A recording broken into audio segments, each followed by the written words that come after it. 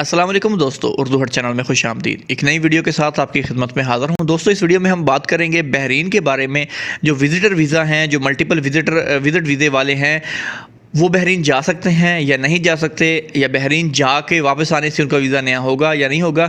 ये कुछ ऐसे सवाल हैं जिनके जवाब काफ़ी देर से पेंडिंग पड़े हुए हैं और बहुत सारे इसके कमेंट्स जो हैं आ रहे हैं और हर बंदा अपनी तरीके से जवाब दे रहा है। तो दोस्तों, ये अभी मैं आपको वो बात बता रहा हूँ, वो ऑथेंटिक बात बता रहा हूँ जो मेरे भाई के साथ खुद ही हुआ। मेरा भाई जिद्दा में रहता है, उसकी फैमिली जो है उसका 1 साल का मल्टीपल वीज़ा है और उसके साथ एक दोस्त भी है उसका, जिसकी वाइफ का 2 साल का मल्टीपल वीज़ा है।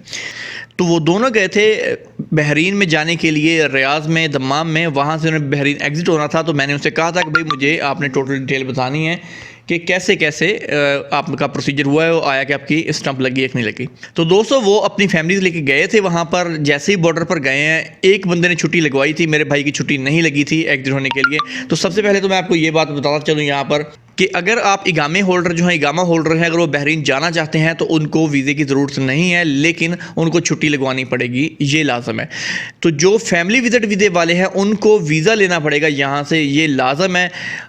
अभी कुछ बंदे कहेंगे जी कि हमने बॉर्डर से लगवाया है, तो बिल्कुल लगवाया होगा, इसमें भी कोई झूठ नहीं है। क्योंकि कभी कभार ऐसा हो जाता है, या पहले ऐसा हो रहा था कि वो लगा देते थे, कोई मसला नहीं था। लेकिन अब जब हमारे भाई 2 फैमिली के साथ गए, उनके 5 पासपोर्ट थे, उन्होंने उनको पासपोर्ट दिए तो उसने देखे बिना 3 पासपोर्ट पर स्टंप लगा दी।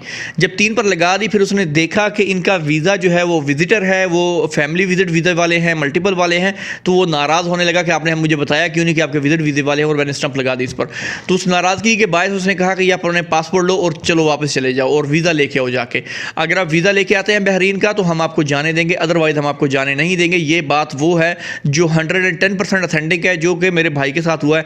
मेरे भाई की फैमिली का वीज़ा नया नहीं हुआ इस वजह से क्योंकि उस जो मेरे भाई का दोस्त था उस पर स्टंप लग गई थी एग्जिट की।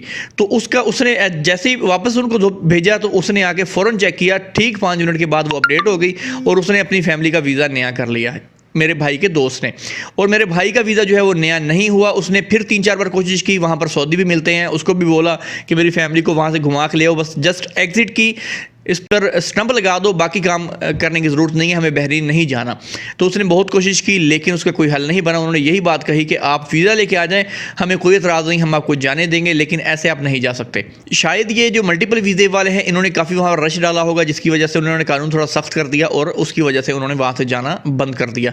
तो दोस्तों, यहाँ पर बात मैं आपको ये बता रहा हूँ कि आपने अगर जाना है बहरीन की तरफ तो सबसे पहले कम से कम वीज़ा ख़त्म होने से 1 महीना पहले या 15 दिन पहले या 20 दिन पहले अपना वीज़ा अप्लाई कर लें।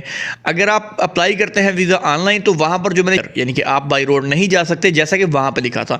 लेकिन मेरे भाई ने ये बात कही थी कि आपके पास वीज़ा हो वो वहाँ पर फिर जाने देंगे, चाहे वो कैसा भी हो। लेकिन मैं आपको ये मशवरा दूंगा कि आप जो है बहरीन के सफारत खाने के थ्रू वीज़ा लें। जो आप बहरीन के सफारत खाने के थ्रू लेंगे वो कम से कम 10 से 15 दिन पहले आपको अप्लाई करना पड़ेगा, क्योंकि उसमें 7 से 8 दिन लग जाते हैं वीज़ा अप्रूवल में। 150 से 200 रियाल उसकी फ़ीस है। वो आपका जब अप्रूव हो जाएगा वीज़ा तो आप वो वीज़ा लेके बॉर्डर के थ्रू दम्माम से बहरीन के बरास्ता जो है आप जा सकते हैं और वहाँ से जाके सिर्फ एग्जिट मोहर लगा के, एग्जिट की स्टंप लगा के वापस आ जाएँ तो आपका अपडेट हो जाएगा और आप अपना वीज़ा नया कर सकते हैं। फिर आपको अपने मुल्क पाकिस्तान, इंडिया या बांग्लादेश जाने की ज़रूरत नहीं होगी। दोस्तों, आप भी मेरे भाई की तरह इस तरह डायरेक्ट वहाँ पर नहीं जाइएगा, क्योंकि आप इतना सफ़र करके जाएंगे। हो सकता है कुछ बंदे तो वहाँ पर नज़दीक होते हैं दम्माम या रियाद से, लेकिन कुछ बंदों को बहुत दूर से जाना पड़ता है। जैसे हम गए थे जिद्दा से, वो दम्माम गए थे, तकरीबन उनको 4 दिन लगे आहिस्ता आहिस्ता जाते हुए, क्योंकि उनके साथ फैमिली थी तो इसलिए उनको रुक रुक के जाना पड़ा, जिसकी वजह से ये मसला दरपेश आया और फिर उनको दोबारा वापस आके फ़ौरन उनको वापसी की टिकट करवानी पड़ी। अभी मेरे भाई ने वापसी की उनकी टिकट करवा दी है। तो दोस्तों, ये थी हमारे आज की वीडियो को लाइक और शेयर करना नहीं भूलिएगा। इंशाल्लाह मिलते हैं नेक्स्ट वीडियो के साथ, तब तक के लिए अल्लाह हाफिज़।